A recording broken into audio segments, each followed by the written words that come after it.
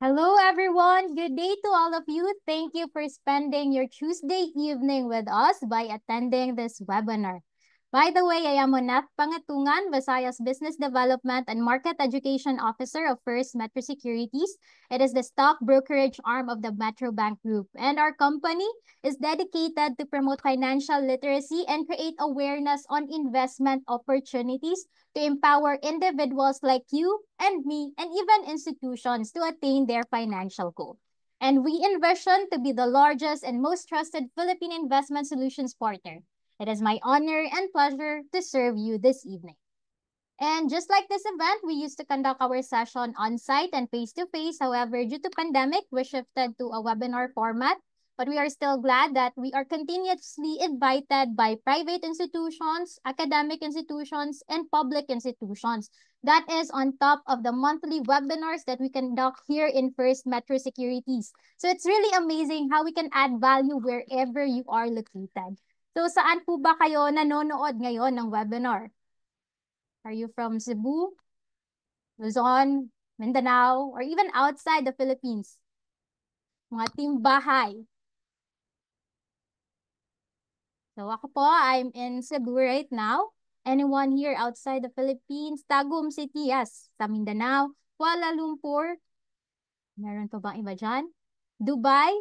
Hindi ko alam kung anong time zone na doon. Basta magandang umaga, magandang hapon, at magandang gabi po sa lahat ng mga nanonood natin ngayon. So kahit sa sulok man ng mundo, pwede pa rin kayo makisali sa mga webinar sessions natin. And last year, we have conducted a total of 600 talks, over 50,000 audience, based from basic personal finance to investment, even to market updates. And we have from Tokyo as well. May mga pahabol pa. Meron pang driving along Commonwealth. Ingat po kayo dyan. Ayun, so beyond the investment risk, as investors, we also consider what will happen to our accounts when we die. So oftentimes, those are the questions that I actually receive when I assist clients na mag-open ng First Metro Sec account. And this evening, we hope to transform these worries into peace of mind, as we have prepared this webinar entitled Rest in Peace, Handling Investments After Death. Tonight's webinar shall provide guidelines on the disposition of the account balances of a deceased investor. And this will involve four things, four points of discussion. The first one is the definition of key terms, the guiding principles, documentary requirements, and as well as the procedure. So let's start with defining some terms or the key terms. We need to be familiar of these terms. The first one is the official notice of death of the deceased investor. It's actually a written advice to First Metro Sec from any interested party, claimant, or the heir, or from the duly appointed executor or administrator, or from the competent court. Second is the unofficial notice of death of deceased investor. This is the confirmed and undeniable information received by First Metro Sec about investor's death.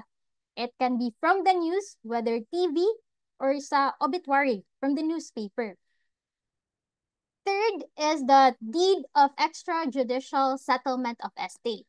This is a sworn document executed by and between the heirs of the deceased, stating four things. The first one, the deceased left no last will and testament. Second, the deceased investor left no debts prior to his death. Third, the claimants represent that they are the legal heirs of the deceased. And lastly, they will agree to divide the estate of the deceased investor among themselves. Fourth key term is the affidavit of self-adjudication. This is also a sworn document executed by the sole heir of the deceased, stating four things again. First one, he is the only heir of the deceased. Second, he is adjudicating unto himself the entire estate of the deceased. Third, the deceased left no last will and testament.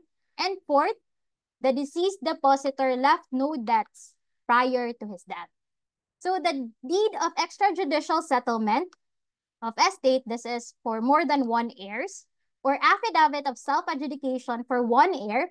These are important because it serves as the basis of First Metrosec on how and to whom the account balance shall be released. Fifth term is the affidavit of publication. This is a sworn document executed by an authorized representative of a publishing company, attesting that the deed of extrajudicial settlement of estate or the affidavit of self-adjudication was published once a week for 3 consecutive weeks in a newspaper of general circulation. And this is important in order for the deed of extrajudicial settlement and the self-adjudication to be binding against the third persons. Sixth term is heirs bond or the surety bond.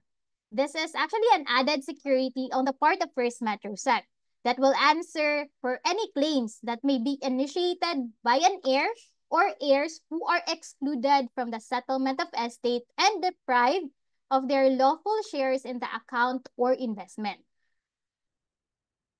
Seventh term is the proof of payment of estate tax or the certificate of tax exemption. This is actually a document issued by the BIR. This will shield First Metrosec from government claims against the investment for the tax due on the estate of the deceased investor. And lastly, the eighth term, the deed of release and quitclaim with undertaking. This is a sworn document executed by the claimant or claimants as an added security in favor of First Metrosec. It actually relieves First Metrosec from any liability arising from the release of the proceed.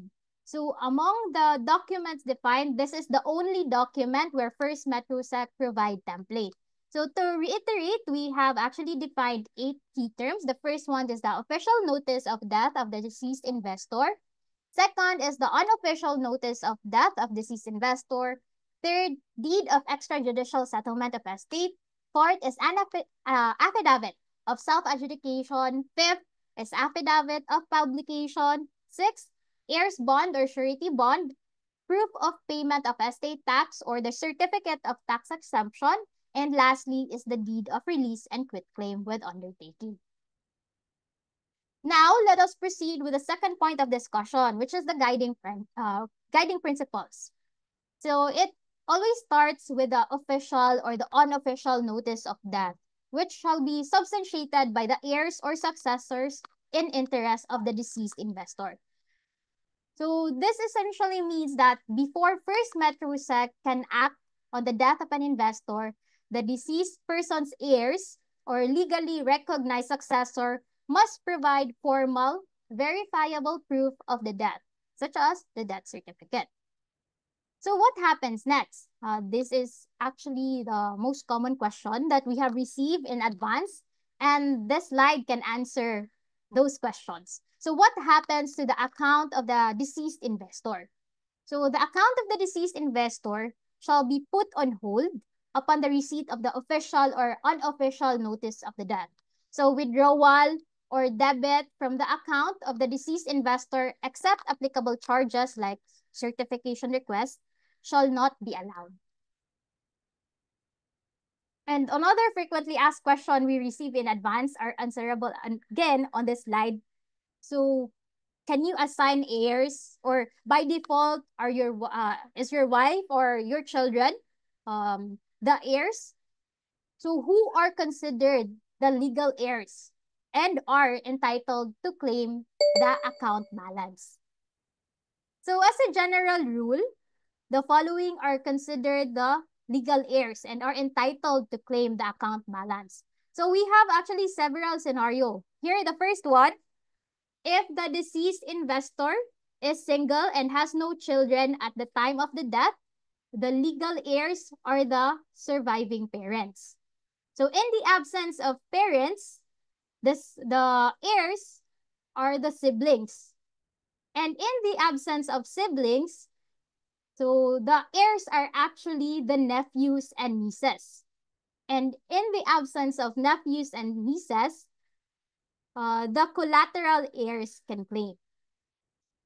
Second scenario is if the deceased investor is single but had children out of wedlock.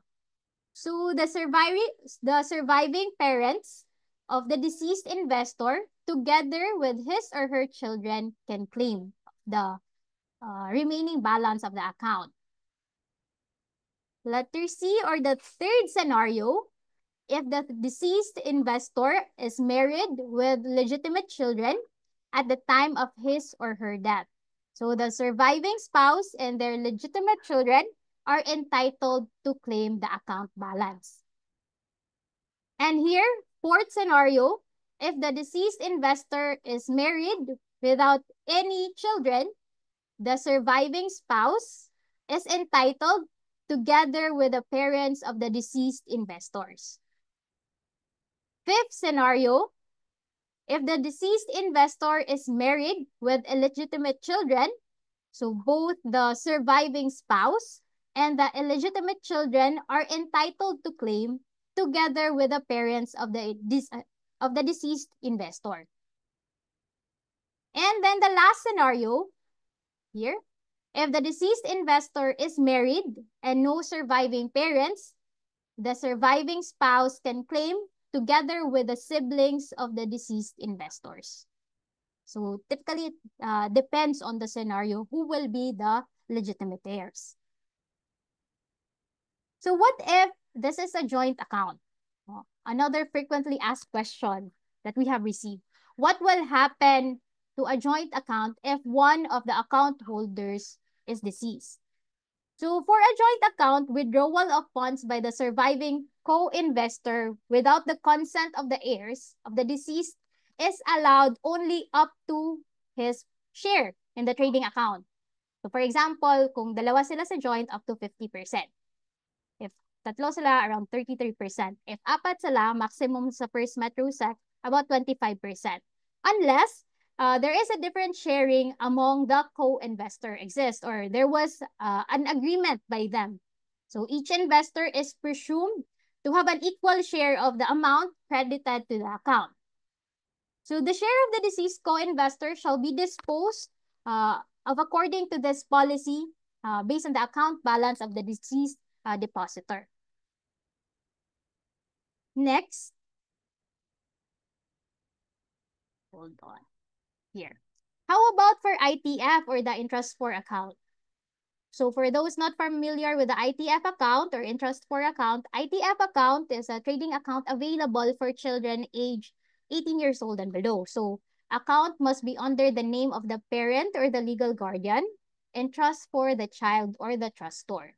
So for interestor account, wherein the trustee, the parent or the guardians, is the deceased, the following shall be done. No, upon submission of the certified true copy of the death certificate here, if the trustor is a minor below 7 years old, the new trustee shall be appointed, or the legal guardian must be appointed to maintain the account.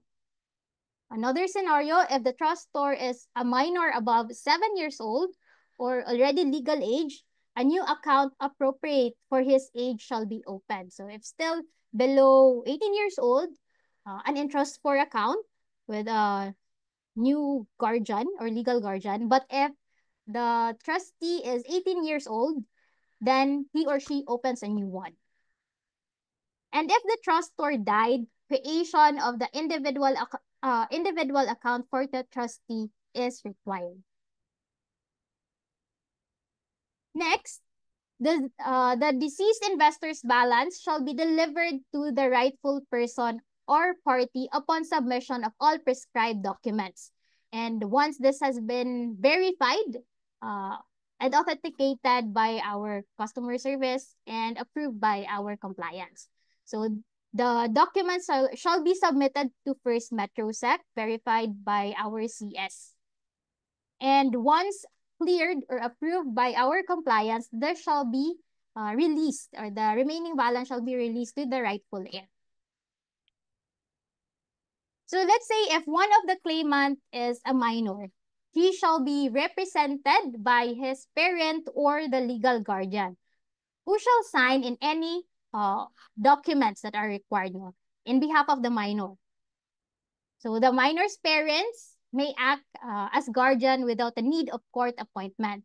However, if the value of the minor's share in the account exceeds about 50,000 pesos, a court-approved bond of the guardian is required to guarantee the performance of the obligations prescribed for the general guardians.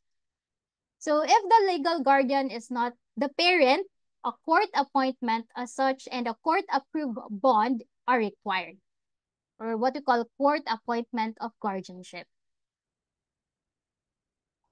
So if the trading account of the deceased investor consists of shares of stocks, the designated heir shall request the transfer of the shares to his or her individual account with First Metro Sec. And then the release of fund or the cash balance of the account to the designated heir shall be through any of the following. It can be through check issuances, through check payment payable to the said heir, or second is the transfer to the individual account. But if no First Metro Sec account, the transfer of the cash is just through issuance of check. But for equities, it is transferred through First Metro Sec account. But in terms of bonds and as well as pooled fund, these have to be either sold for the bond and redeemed for the mutual fund, so that it will be part of the buying power and can be withdrawn and released to the legal heir. So let's proceed to the third point of discussion, which is the documentary requirements. Another frequently asked questions ito, no, in advance that we have received. So here we have 6 items which serve as the minimum requirement. The first one is the certified true copy of the death certificate. This shall serve as the proof of death. And then number 2, proof of relationship of the claimants to the deceased investor. It's either marriage certificate or birth certificate. And then third is the proof of identity of the claimant. Any government-issued ID. Number 4, submit a request for a portfolio certification. This is actually required for the settlement of tax in BIR. Then fifth, once you go to BIR, you also need to pay the estate tax. So once you pay, they provide you proof of payment of estate tax. Or if you are exempted, certificate of tax exemption, whichever is applicable. And lastly is the deed of release and quit claim with undertaking in favor of First Metro Sec. On top of that, depending on your scenario, no, whether the deceased investor is a Filipino that has left a will and testament, or a Filipino deceased investor which has no will and testament, or a deceased investor na foreign national. So these additional requirements vary. So let's start with Filipino deceased investor left a will and testament. So that's on top of the 6 requirements. The additional requirements include first, the certified true copy of the letters testamentary as approved by the court where the probate proceedings was held. So this is actually the official verified court document that confirms the person's named in the will, which is legally authorized to take control and manage the deceased investor's entire estate, including the investment or the financial accounts. And second is the certified true copy of the order, decision, or judgment resolution of the court declaring or authorizing the withdrawal and declaring in which favor the account balance shall be released. So this document shall serve as the final binding legal instruction for First Metro Sec to distribute the deceased investor's assets. Now, the second scenario is a Filipino deceased investor has no will and testament. So again, the 6 minimum requirement plus first, deed of extrajudicial settlement of estate for 2 or more claimants, or affidavit of self-adjudication if 1 claimant lang. Second is the affidavit of publication of the deed of extrajudicial settlement of estate or affidavit of self-adjudication. And third is the heirs bond in the amount equivalent to the investment and the deed of waiver and quitclaim with undertaking. But if there are actually conflicting claims against the account, First Metro Sec shall advise the claimant to settle first their conflicts extrajudicially or in court appropriate proceedings. And third is deceased investor is a foreign national. So further pa, may three scenario pa din siya. Whether you comply by submission of extrajudicial settlement or through judicial settlement in the Philippines or judicial settlement outside the Philippines. So let's start with the first scenario na extrajudicial settlement. Yung ginawa ng heirs, no? Yung isasubmit nila. So yung additional requirements include opinion of counsel stating under the oath. Three things. The first one, that he is a lawyer or any equivalent designation in his or her country where the deceased foreign investor was also a national of good standing who is knowledgeable and competent to certify the correct, accurate, and applicable laws on succession of the country where the deceased foreign investor was a national. Second, it is stated that the heirs enumerated under the deed of extrajudicial settlement or any mode of extrajudicial settlement of estate are the rightful and only heirs of the descendant under the applicable laws of the country where the deceased foreign investor was a national. And third, that the deed of extrajudicial settlement or any mode of extrajudicial settlement of estate was executed in accordance with the formalities of the applicable laws on the settlement of estate of the deceased foreign investor.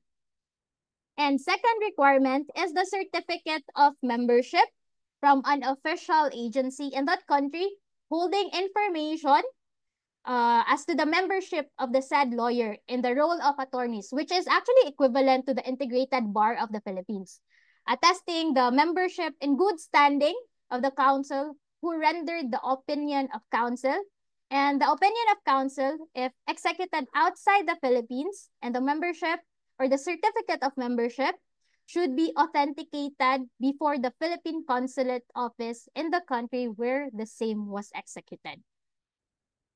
Let's proceed with the second scenario wherein judicial settlement in the Philippines. The additional requirements are three. The first one is the court order or the certificate of allowance of will by the Philippine court. Second is the bond filed by the executive or administrator and approved by the Philippine court. And third is the letter of testamentary or of administration. Third scenario is the judicial settlement outside the Philippines. It has two additional requirements. First one is authenticated final judgment, order, decision, final decree of allowance of the will or for will by a foreign court disposing the estate of a foreign deceased investor. Of course, with a provision, this should be indicated, allowing the withdrawal of the funds in First Metro Sec. And second requirement is the final court. Final court judgment, order, or decision, or certificate of allowance by the Philippine court. So we have discussed the minimum requirement and then the additional requirement, whether with a will or without a will or a foreign investor. Now let's proceed with the procedure. So first is you notify First Metro Sec on the death of the investor. So upon the knowledge of the death of the investor, the customer support or customer personnel now sends via email the list of all the document requirements to the heirs. And then the heirs or the claimants need to submit the documents, the one that I actually enumerated earlier, certificate of true copy of that certificate, certified true copy of that certificate, proof of relationship of the claimant, either birth certificate, marriage certificate, proof of identity of the claimant, government-issued ID, and then submit a request for portfolio certification for you to comply the BIR payment. But here, 100 pesos shall be deducted from the balance of the deceased investor's account as a charge for the certification request. And then once you have paid the balance in BIR, ECAR shall be released by the BIR. And you also need to submit the deed of release and quit claim with undertaking. So once all of the documents are received by CS or the customer support personnel, they check its completeness and forwards it to our compliance management department for review and as well as feedback. So should there be any additional requirements needed, this is relayed by our customer support personnel to the heirs. So once approved by compliance management department, release of account balance to the designated heir or heirs are actually made through check issuance payable to the said heir. So in case the deceased investor has stocks in the portfolio, the designated heir should have an online First Metro Sec account so that the remaining stocks will be transferred to their account. And for the deceased shareholders with mutual funds or bonds, again, this investment cannot be transferred, but rather it should be sold for bonds, redeemed for mutual funds or UITF. Once these are sold and redeemed, this will be part of the buying power and either issued as check or you want to transfer the cash balance to your First Metro Sec account, it's also possible. So here I have talked about the definition of key terms, the guiding principles, as well as the documentary requirements, whether the minimum requirements, and if you are the investor is a deceased investor with a will, without a will, or a foreign national. And lastly, the procedure. So later we will have a live Q&A session.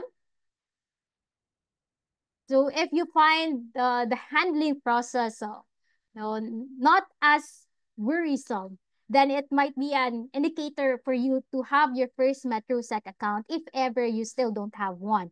It's very easy. Just download the First Metro Sec Go app or open First Metro Sec account via website. You can open up to 4 individuals for joint account.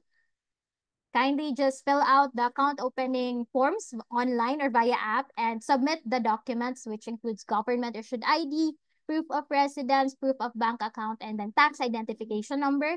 And please don't forget to indicate the seminar code RIP. And you may follow us also on our social medias. Just search at First Metro Sec. We are on Facebook, Instagram, Twitter, YouTube, LinkedIn, and TikTok. And for any concerns about your account, you may just email customer service at firstmetrosec.com.ph. Or if you want our market education that will be conducted to your organizations, public or academic institutions or private institutions, just email us at marketeducation@firstmetrosec.com.ph. And here, the holidays are just around the corner. Let's make this season not just merry, but also meaningful.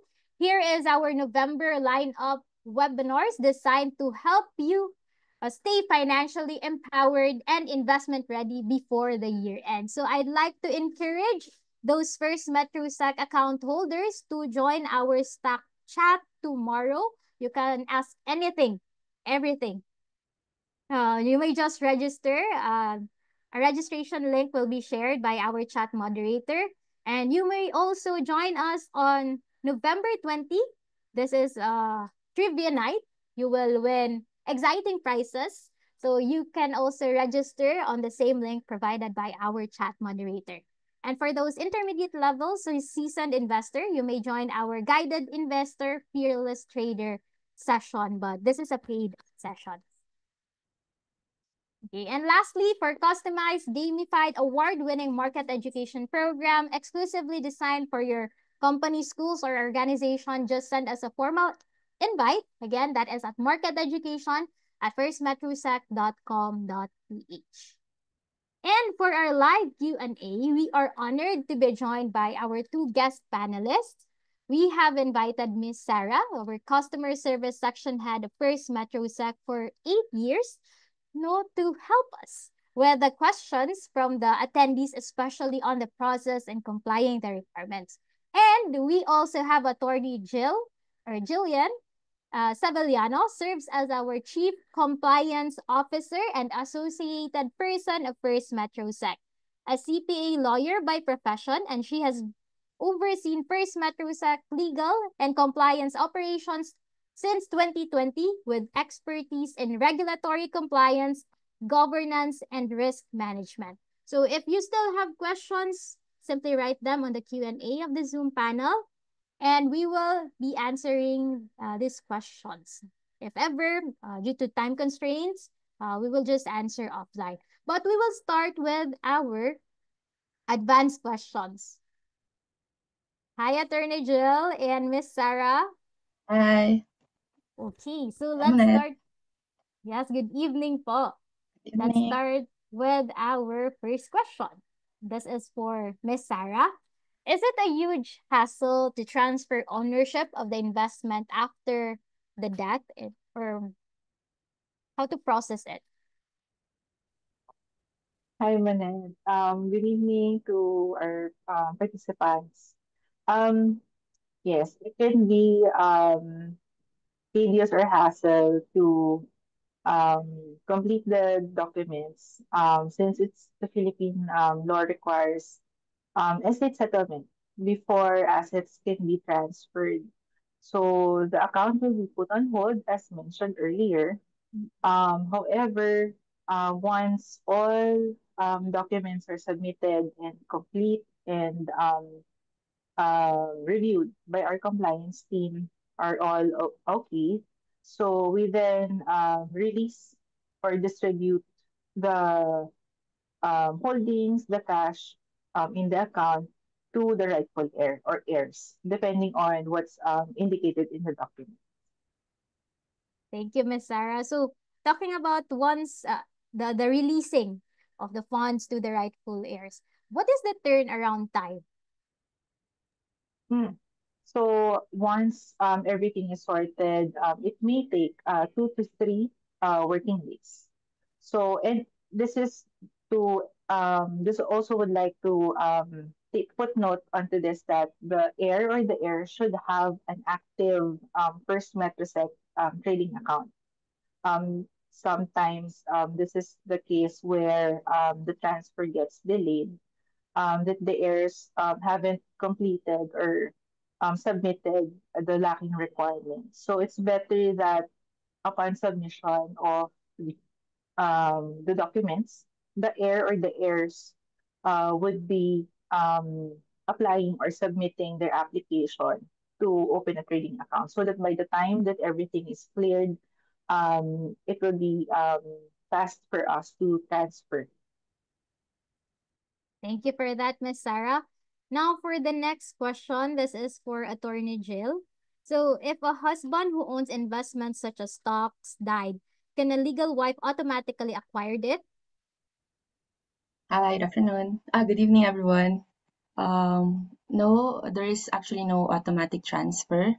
While the wife is a legal heir, we're still required to submit documentary requirements since it will have to undergo settlement of the estate before we transfer the ownership. So you have to submit the required documents as discussed by Monette earlier. Thank you for that, Attorney Jill. How about this? Another question.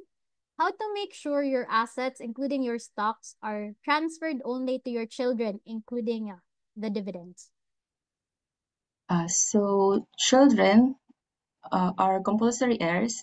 So spouse and children are actually compulsory heirs, which means the law reserves for them a minimum portion of the deceased estate.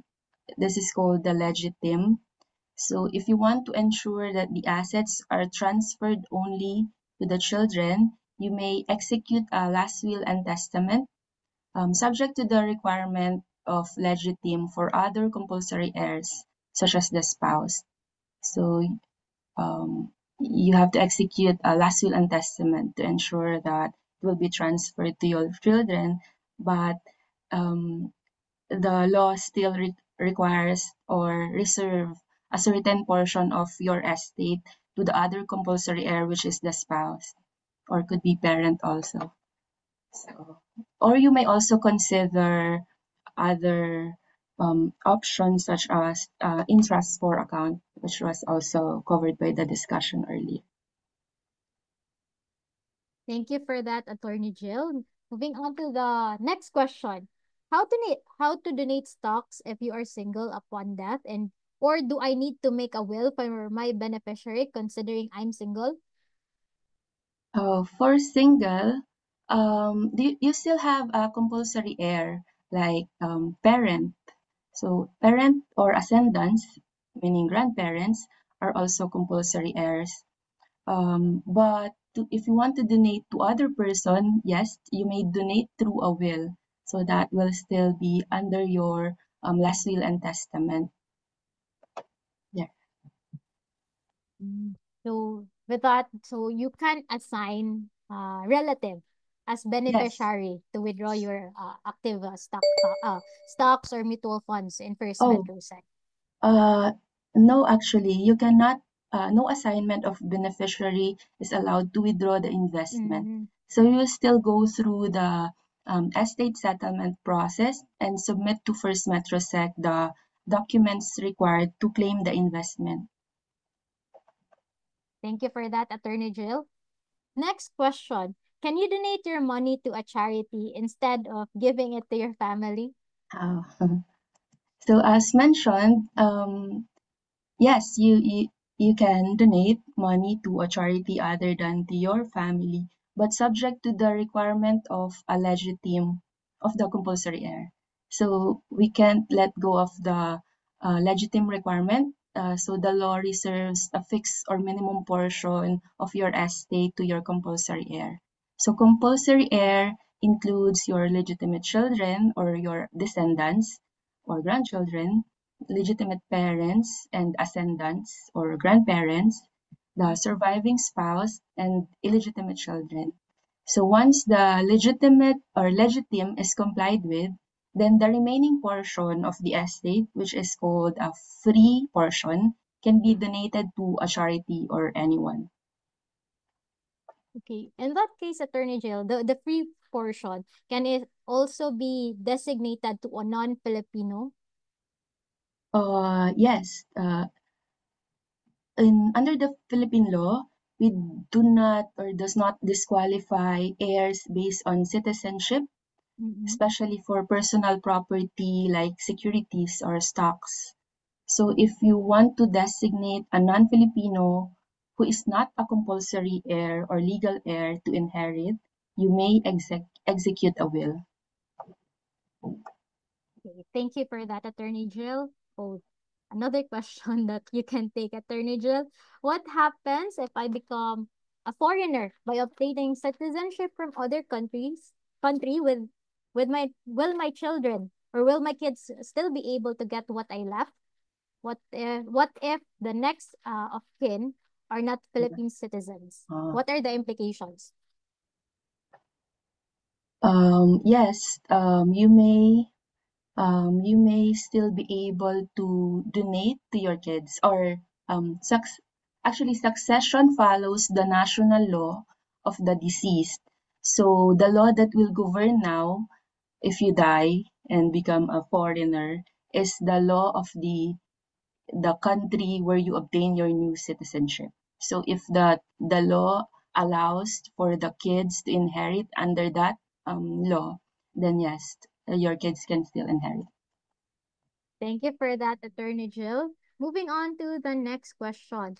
If my heirs in the US, they're in the US, can they just submit apostille documents via courier, or is the physical presence necessary, Miss Sarah? There's no need for physical presence of the heirs. So they just have to provide apostille documents so we can process the transfer. But it's required for the hard copy submitted or just a soft copy? They need to provide the original, the hard Okay. copies of the documents. Okay, got that. Next question. This is for Attorney Jill. What Mhm. would happen if the deceased has existing tax obligation and how to handle it? Is partial settlement of estate for stocks owned possible because the deceased owns properties that do not have perfect titles? So if you have existing tax obligation, you have to settle it with the BIR. Mm-hmm. Yeah, one of the requirements actually, right, is what's that, Monet? Settlement of tax or exceptional Estate tax tax. certificate. Yeah, yeah. So you have to settle with the BIR. Okay. So it's not with First Metrosec. You Mm, go for BIR to get the tax clearance or the e-car. yes, yes. Okay. Next. So this is for Attorney Jill, the tax implications or strategy to lower on transferring investment. Or is it advisable to pass on wealth early uh, to the heirs or just live with your wealth with a livable amount? Hmm. So tax, someone also asked from the Q&A how many percentage is estate tax to be paid to BIR. Estate tax is actually 6% of the net estate, but you have other options like donation, but it's the same at 6% of the net gift. So if the goal is to minimize tax, donation is usually more beneficial than estate since property tends to appreciate in value. Hence, when you pay tax today with lower value, then the lesser the tax. Also, for donation, it provides a clear transfer, which reduces, there's no dispute over the property than estate tax or estate. So, but also consider your own financial security since if it's donation, you'll have to give the property now than an estate which you have to enjoy the property as long as you live. So Thank you for the tip, you Attorney have to Jill. consider. Yeah. And how about this, Attorney Jill? Can you discuss more about interest for accounts, such as the pros and consequences? Mm. So interest for account is an account opened by a primary account holder called the trustee. Interest for Mhm. a beneficiary, usually a minor or a children. So as for pro, the interest for account is easier to transfer to beneficiary since there is no need for a probate or judicial settlement or extrajudicial settlement of estate. On the death of the trustee or the parent or the guardian, the funds in the interest for account are not part of the trustee's or parent's estate. They passed Mhm. on to the minor. So Mhm. you don't have to settle it or go to court or release or comply with the documentary requirements as discussed. For the cons or disadvantage, the trustee's death still requires other legal process, especially if the trustor is still a minor when the trustee dies. They have to undergo or they have need another guardian or guardianship rule applies. So that's the pros and cons. Mhm. Okay, so it's really good to have an ITF account so that it will Yes. be easier for you to transfer the funds for your kids without uh, paying the 6% tax if the parent or the legal Yes. guardian will die. Mhm. Thank you for Yes. that, Attorney Jill. Here, we do have another question. Is First Metrosec planning anytime soon a joint account feature soon to minimize impact of account holders' death? Okay. Actually, we already have a joint account. You may open a joint account via our website up to 4 individuals. And here, is there any age limit as an investor, or do you have interest for account for First Metrosec for baby or for toddlers? So, reiterating, you may open an interest for account for your children. Age is 18 years old below. So there is also no age limit for you to become a First Metrosec account holder. If you have 3 children, you can have 3 ITF account. So a parent and then each name of the 3 children. And then next question, this is for Miss Sarah. Can the first MetroSec document requirements be prepared ahead of time and just update IDs later on, if any? Um, this might not be an ideal case, um, since the documents would be based on the date of when the investor passed away. So all of the adjustments, if there are adjustments from the heirs or from the family, are made.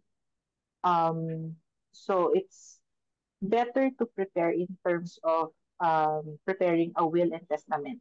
I guess that's one.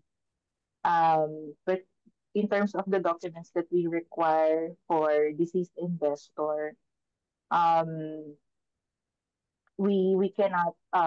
It's not an ideal scenario. But just like what Attorney Jin had mentioned, it's the better way is to prepare a will and testament indicating um, who the investor would want to distribute the property or the properties or the holdings of the account, to be safe. Thank you for that, Miss Sarah. I also checked one comment on the chat box. If we do have like indicated in the form na beneficiary, we don't have that in First Metro set. And then next question. Wait. This is for Attorney Jill. How does handling differ for a single individual versus the OPC?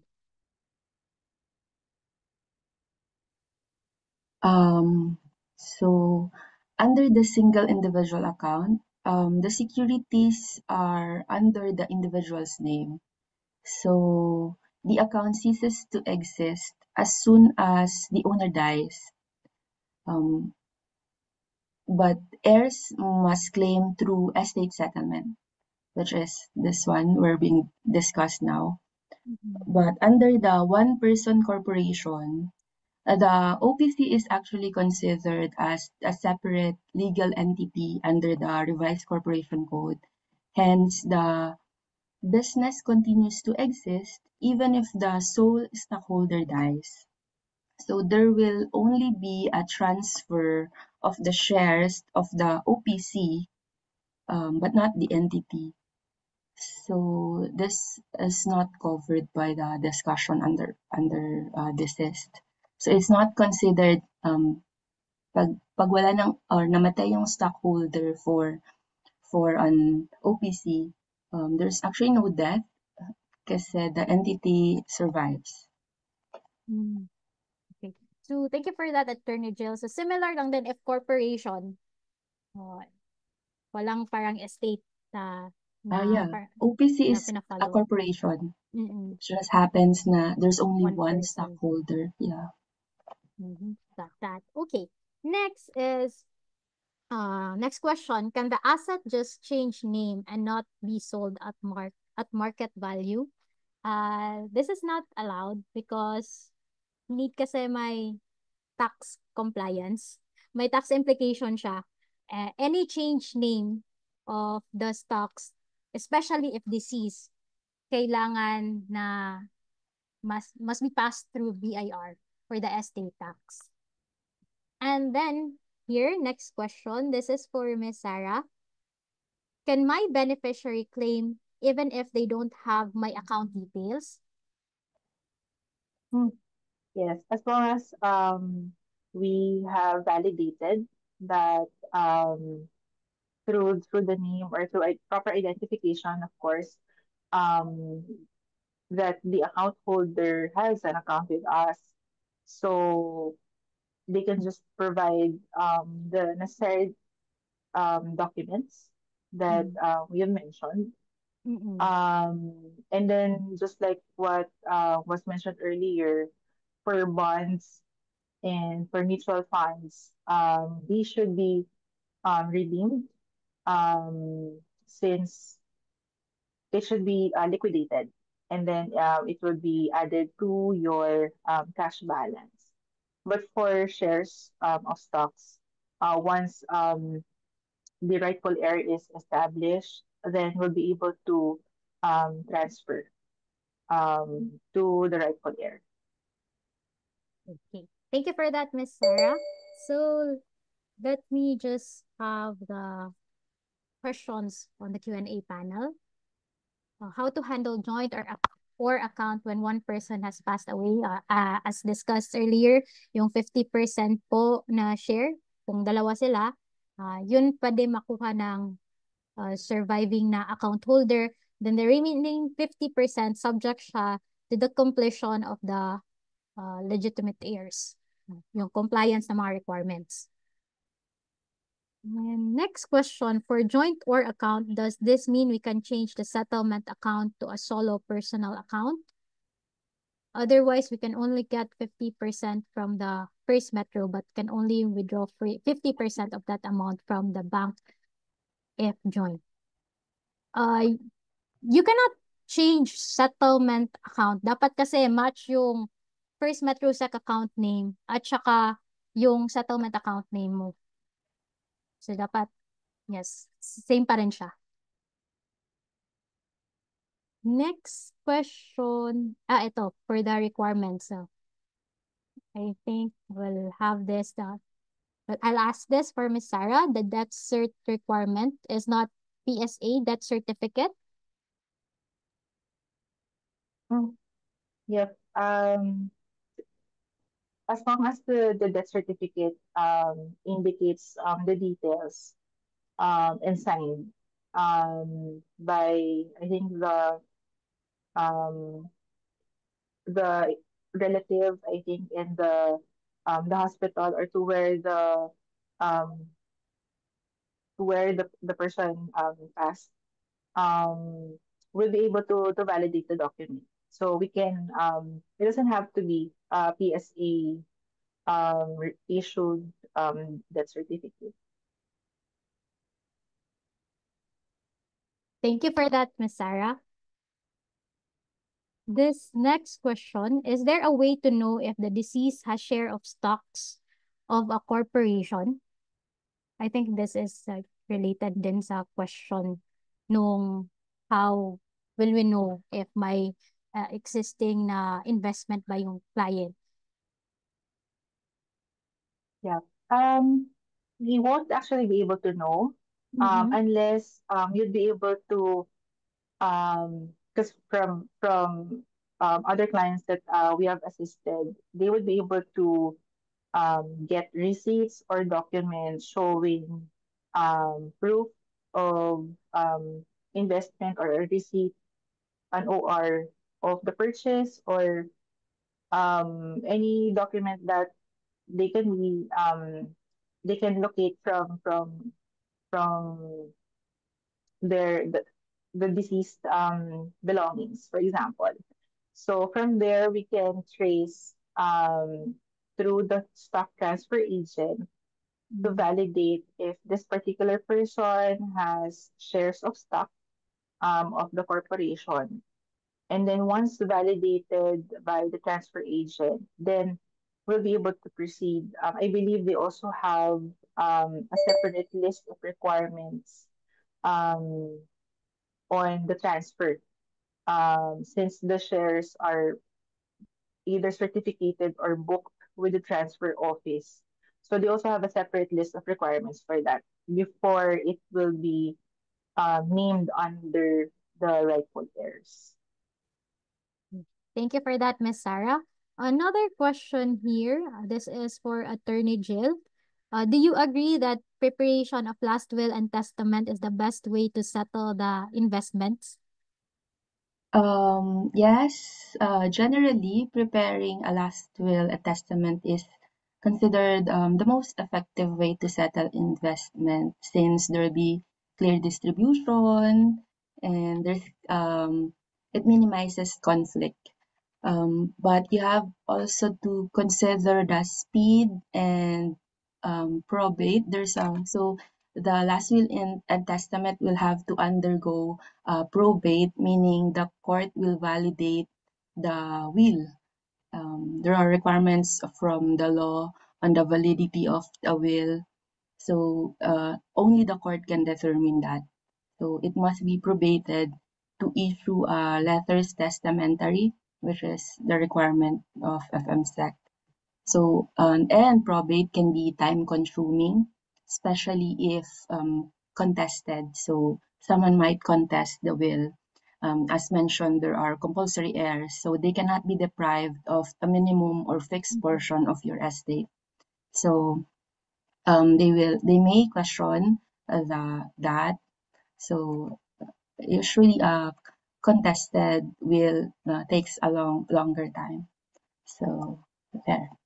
But I yes, think it's a way if you want clarity and Mhm. legal certainty. But if speed is priority, you might want to consider other investment options like or that way to settle your estate or investment, which is trust, as mentioned or as discussed earlier. Thank you for that, Attorney Jill. And talking about last will and testament, we have here na question. In the Philippines, what is a definition of a legal will testament? Does it need to be reviewed by a lawyer? For example? So we have two types of will. We have notarial and holographic will. Notarial, you just have to get a notary or sign before a notary with witnesses, your required witnesses.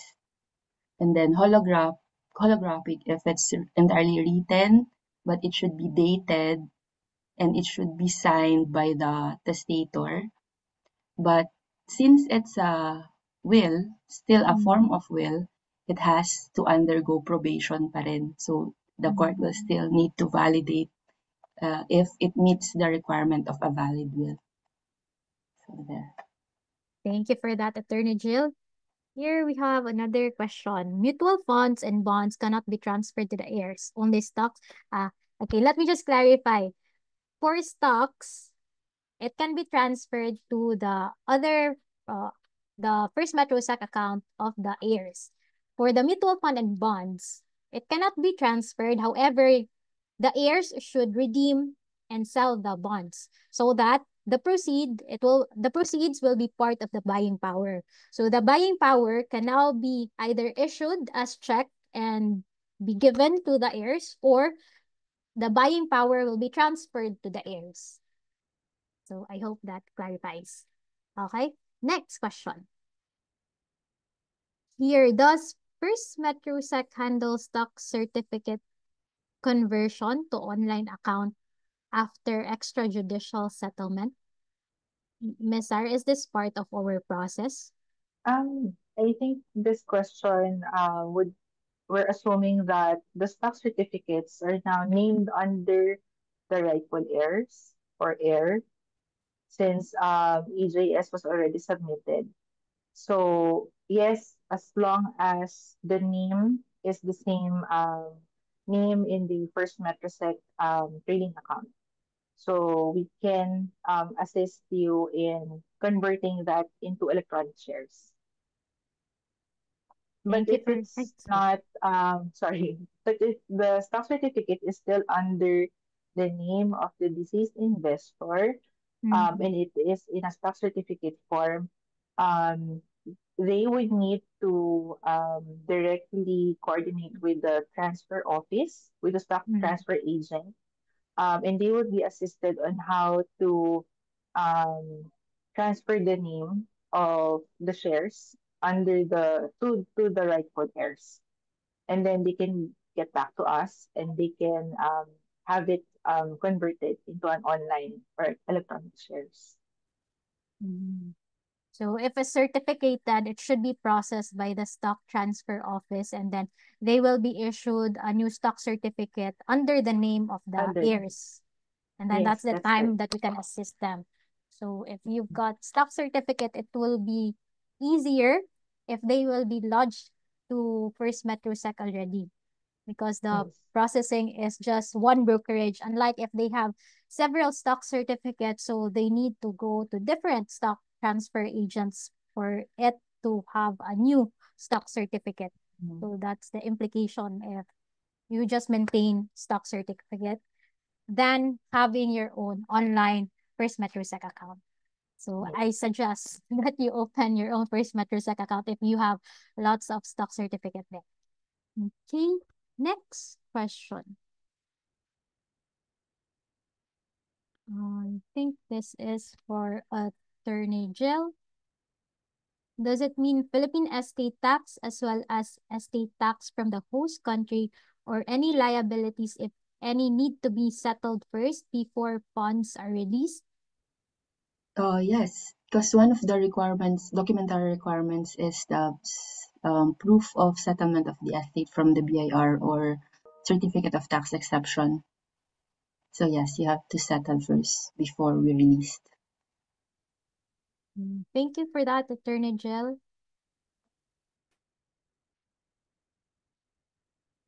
This is still for you, Attorney Jill. Can the brokerage account be in a trust agreement to bypass a court probate? I think I answered this a while ago. For IPF or trust, yes. Since the property or the investment is already under the name of the trustor, so if the trustee dies, it doesn't have to undergo estate, so there will be no probation. Thank you for that, Attorney Jill. This question. Can stocks be transferred to heirs while alive and not pursue stock sell to heirs? If alive, cross transaction will do. So the buyer, or you are the seller, and then the buyer is one of your heirs. The difference with just the normal buying and selling is that the buyer and sellers are identified, but then the same transaction charges. So it's possible.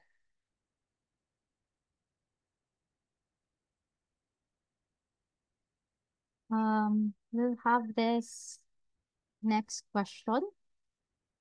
Mas okay po ba na joint account with child of legal age, like if senior citizen yung primary account holder? It's possible to have a joint account with 18 years old and above and a senior. But if 18 years old below, it's an ITF account po, and trust for account.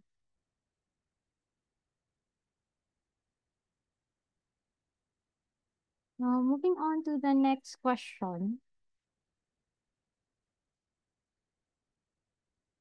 Here. In ITF accounts, if the beneficiary is a Filipino citizen at the time of opening of the account and then became a citizen of another country when he reaches 21 years old, what will happen to the account? So the child who is already now beyond 18 years old, he is required to open his or her own First MetroSec account.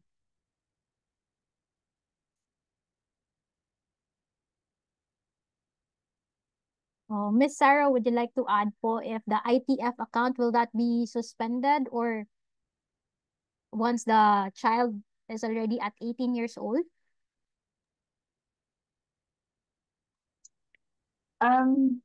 So if for ITFs, I think the definition for an ITF account, the account is solely owned by the child, except that since he or she or the child is a minor, the guardian or the parent is the one managing the account. So um, once the child is of legal age, the parent or the guardian can endorse that the account would be fully owned by the child.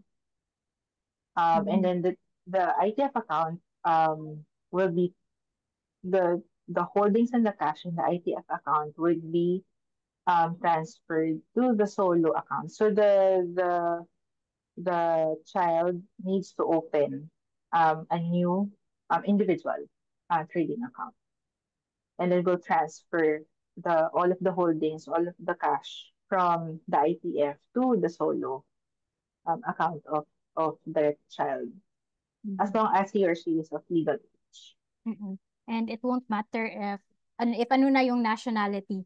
Upon updating, it In terms will of just be declared, Yeah, right? in terms of the nationality, I Mm-mm. believe there are stocks that is limited to local shareholders, because Mm-mm. it would depend if the issuer or the Okay. company allows X percentage of foreign ownership. Mm-mm. Mm-mm. So Yes, if it correct. says that it's 0% ownership, then we can't have it transferred.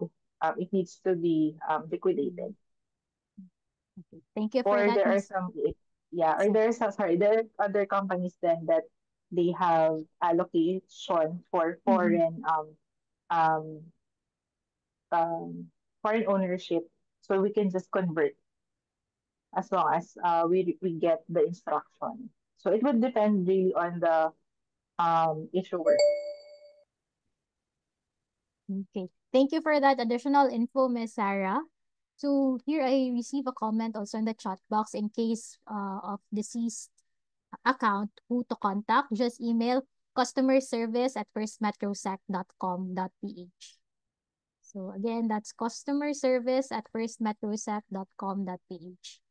Uh, we still have few questions left. Are you okay to take these questions from Ms. Sarah and Attorney Jill? Okay Yeah, to proceed? sure. Okay. Here, can I directly transfer my stock portfolio that is currently earning dividends to my son, which should continue to earn dividends still? Uh, in this case, I suggest you go for cross transaction. So the seller, you are the seller, and then your son is the buyer. Next. Okay. So this is a follow-through question. To revise, mas okay po ba na ang senior citizen na primary account holder na ay i-join to avoid the hassle of documentary requirements?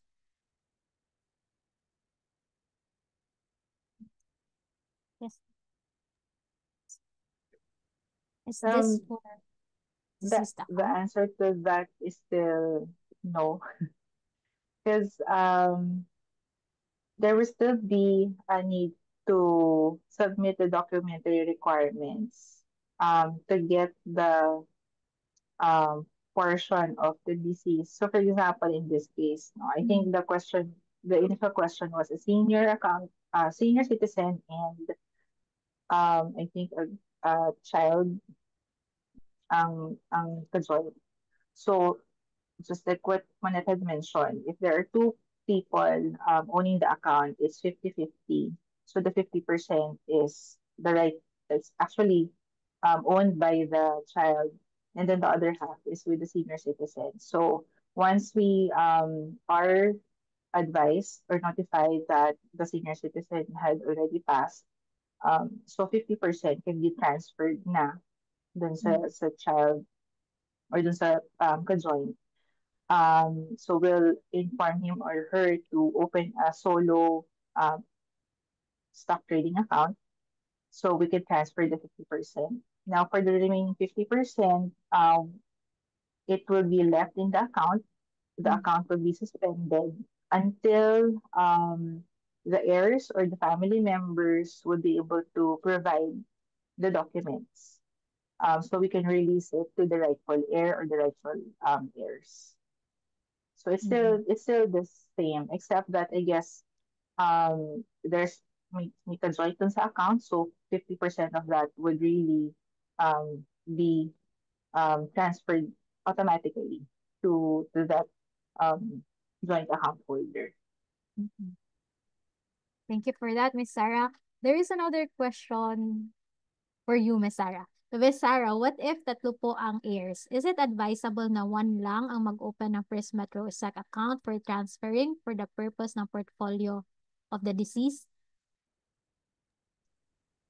Um, there is a additional document for this one that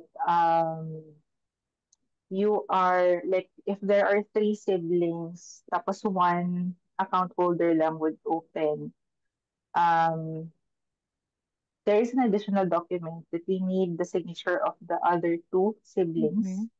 that they're waiving the claim of the account or of the holdings and the cash. So as long as we get their consent that they're waiving their rights, Mm-hmm. then we will be able to transfer that to the sole to the other to that one person. Thank you for that, Miss Sarah. We have here another question. Ideally, how much worth of investment can a person think through to go through all of the procedures? Example, for an extreme amount is 5,000.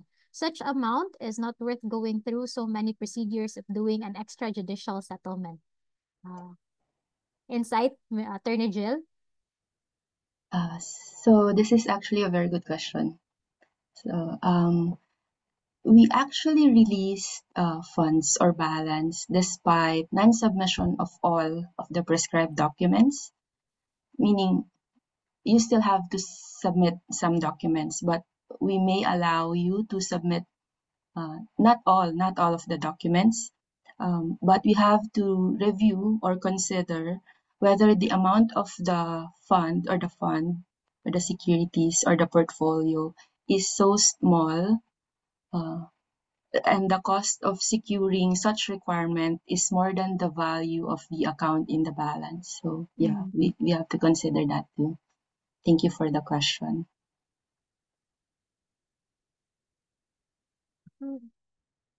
Personal question, but may certain range po ba ng charges when you say you file for extrajudicial settlement?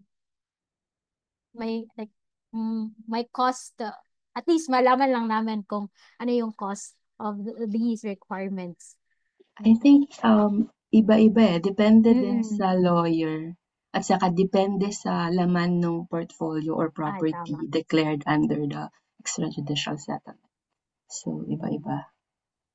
So, ask na lang the lawyer how much will be charged and then decide whether is it worth taking to do Yeah. all the submission of the requirements or not. Kasi meron pa yung publication, diba? Yes. O by publish Bond. Yeah. yung bond. Oo. Usually yung bond yung mga we let go kung sobrang baba ng investment. Mm, But the basic requirement is proof of death, proof of affiliation or proof of relationship. mm, Ano pa mga other certificates or identifications, those things. okay. Thank you for that, Attorney Jill. And thank you for that good question po, no?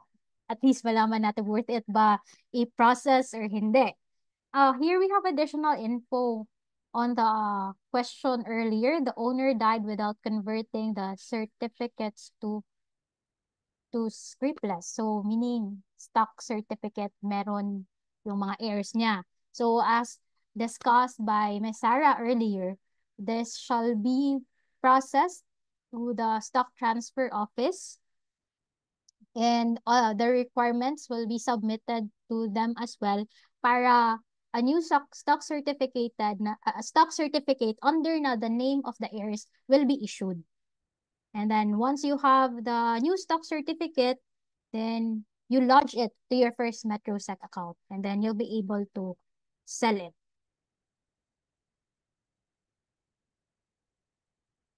Here, another question related to the process that I think this is for Ms. Sarah. In case of death in a joint or account, instead of withdrawing the funds, can the 50% be transferred to the survivor's solo First MetroSec account? Yes. As mentioned earlier, as long as um, the account is already active, we'll be able to transfer the 50%. Mhm. Okay, thank you for that, Miss Sarah. Another question here. need pa din po ba na i-declare ang valuation ng securities for publishing? No po. No po. Publication requirement is just to notify the public na namatay si ganito, ganyan. Para po for contest. Ang purpose nun is if may mag-contest sa estate. So, yun. May publication requirement na that person died. Yeah. No need to declare the portfolio or the value of the securities. Okay, thank you for that, Attorney Jill. Last 2 questions sa Q&A panel. Here, I missed the answer to the question. Can you please repeat the answer to transferring the stocks to a trust to avoid estate tax and procedures? In trust for account ba to? In trust for. So upon the death of the trustee or the parent or the guardian, the funds in the trust for account are not treated as part of the estate. So it will pass to the minor or the beneficiary without needing to go through the settlement of the estate. So walang probation. Since hindi yung minor or yung trustor na yung considered legal owner of the trust. Thank you for that, Attorney Jill. And comment lang to. Let me just check if my questions pa. Here. Can stock portfolio claim by heirs be processed separately from other property settlement of the deceased person?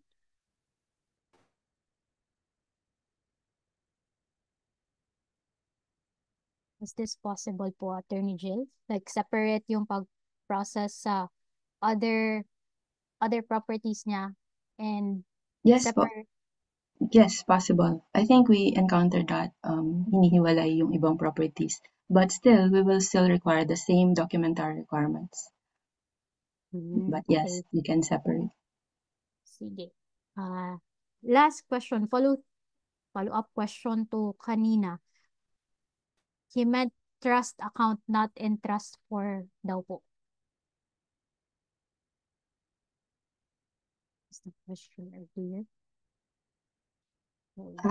Trust agreement. Yes po, they have the same nature with interest for account with trust agreement na ang trustor is the beneficial owner na of the account. So the property will not form part of the estate of the trustee. So it will not undergo probation. Okay pa to take, Attorney Jill, my last pa. I think this is for Ms. Sarah. If you can transfer the interest for account for existing FMSEC account or convert. Can you create an interest for convert an existing individual account to interest account? Is that it?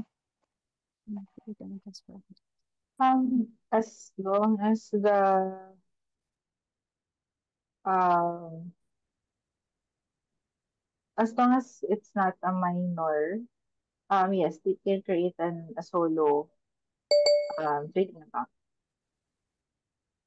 But if it's still a minor, I believe so if the account holder is still a minor, and then the parent or the guardian had passed, I think there would be another legal document like Attorney Jill for assigning a legal heir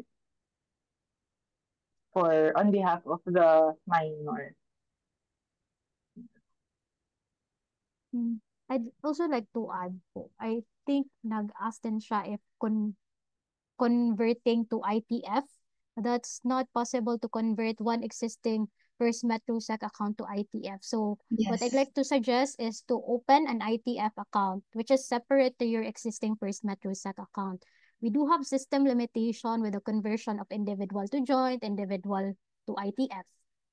So you go through the account opening process. Yes, because there will be change on beneficial owner if nag-change or nagko-convert from individual to ITF to joint. So that's not allowed under the regulation. Another question po. For ITF account, will the stock be liquidated when transferred from the trustee to the trustor?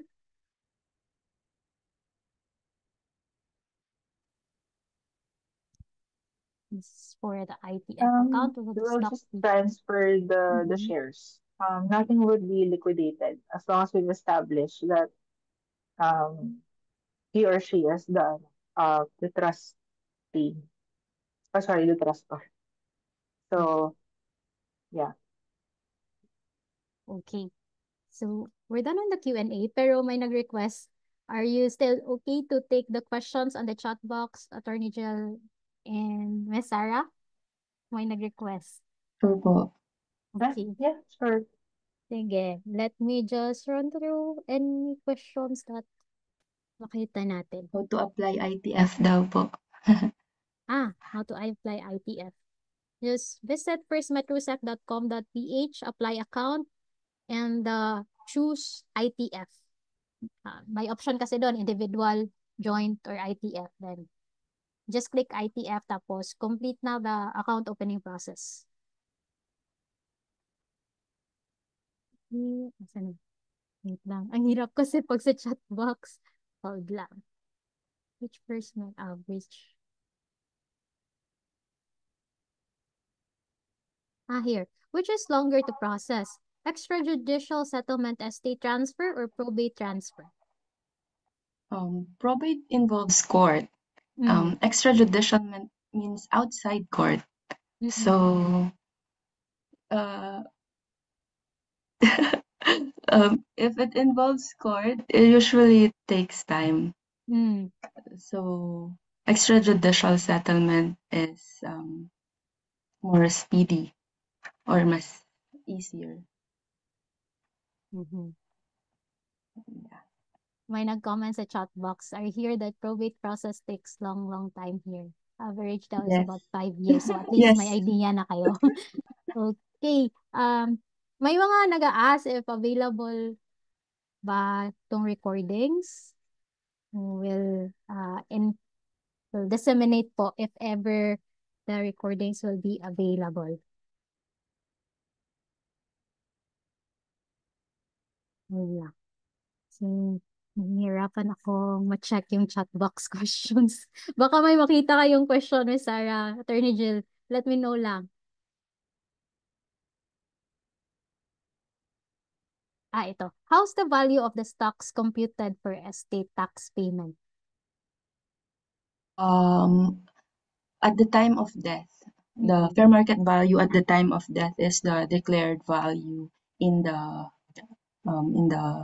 BIR or when you claim for estate. Tapos 6% nun, yun na yung isa-settle mo. Then may mga deductions pa yun. May mga allowable deductions. So 6% is based on net estate. So they have to compute your gross estate, meaning lahat ng assets. And then less allowable deductions, we have funeral expenses, medical expenses before death, other expenses for estate or liabilities kasama din. And then that's your net estate. But should be at the time of death. Thank you for that, Attorney Jill. Here, another question. Is it possible to keep investment like bonds to maturity, especially if current scenario will lead to the bond being sold at loss or at a discount? Ms. Sarah, based on your handling. Because once we know or once we're notified of the deceased investor, we would really go through the processing of the transfer. So unfortunately, we won't be able to just leave the mutual fund or the bonds in the account and wait. So it as long as the heirs would claim the holdings of the account, everything would be transferred, or the mutual fund and the bonds would have to be liquidated. So unfortunately, if that happens, there would be really a loss because we can't hold the account of the deceased account holder. Once it's transferred, everything should be moved or liquidated, and then we have to close the account. Okay. Okay, Yes. thank you for that answer, Miss Sarah. Next question. I heard that there is a new ruling that will allow withdrawal as long as there are still funds remaining to cover the estate. Would you provide guidance on this? Meron po ba nito, Attorney Jill? Wala po. No. Sorry. I think that's internal policy na we allow a certain amount to be released despite non-submission of all the required documents. As to regulation, I don't think. Okay. I'm not aware. Thanks for that, Attorney Jill. Ito, 56.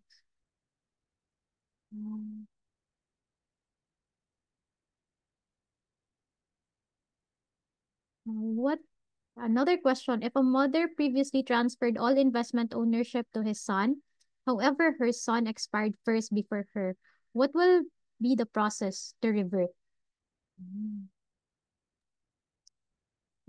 So, of course, we'll establish if the son is still single, then we would be requesting documents and the proof of relationship, or in this case, so like the birth certificate showing the mom's name, so that we will be able to transfer back or to transfer the account or the holdings to the parent or whoever is still like the next line of kin that is yeah, so there. So it goes through the same process. A Hmm. requirement Yes. submitted.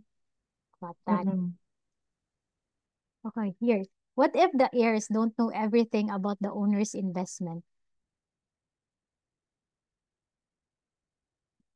I'd like to suggest that you can actually share it to your spouse, or or you may write in a notebook indicating all of your investment or savings, and then tell your spouse or your heirs that if you die, then just check this paper so that you'll be familiar as to what are the investments that you can actually claim if that investor died. Or any insights po from you, Miss Sarah or Attorney Jill?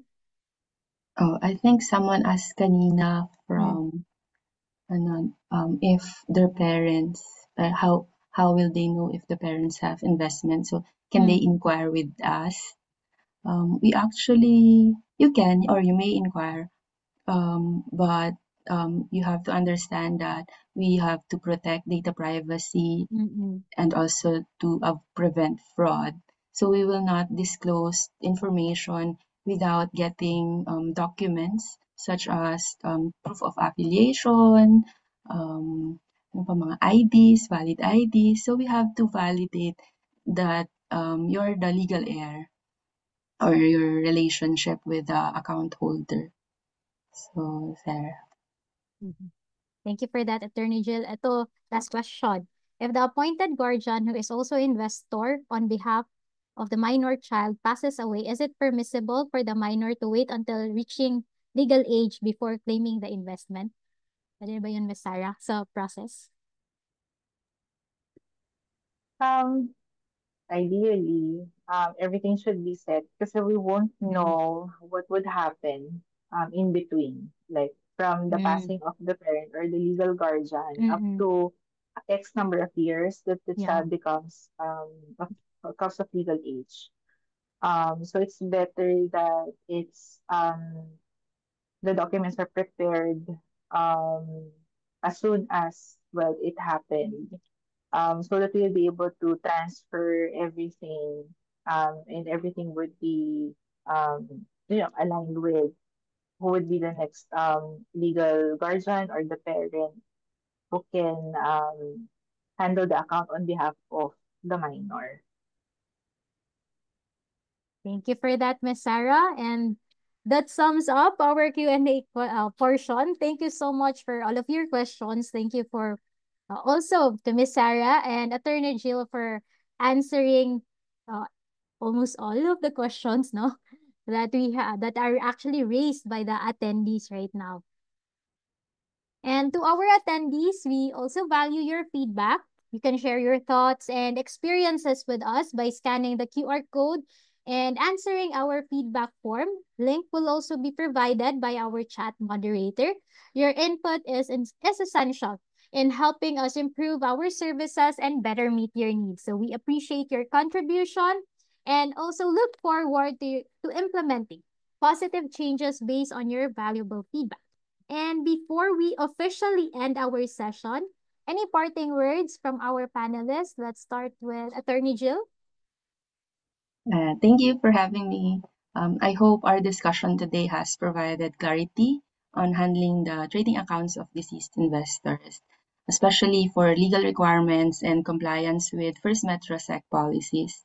So if you have any follow-up questions or inquiries, don't hesitate to reach out to our customer service team. They actually coordinate with me on any legal and compliance concerns, and I'll be happy to assist you. Thank you. Thank you, Attorney Jill. How about you, Miss Sarah? Yes, thank you everyone, especially to our participants who registered and joined and to listen to a very, I would say, a very detailed topic. And I guess this is a topic that not everyone is really open to asking or to discuss. Um, so just like what Attorney Jill had mentioned, just send us an email. The customer service team is here to assist you, to guide you. Just send us an email and we'll be glad to assist you.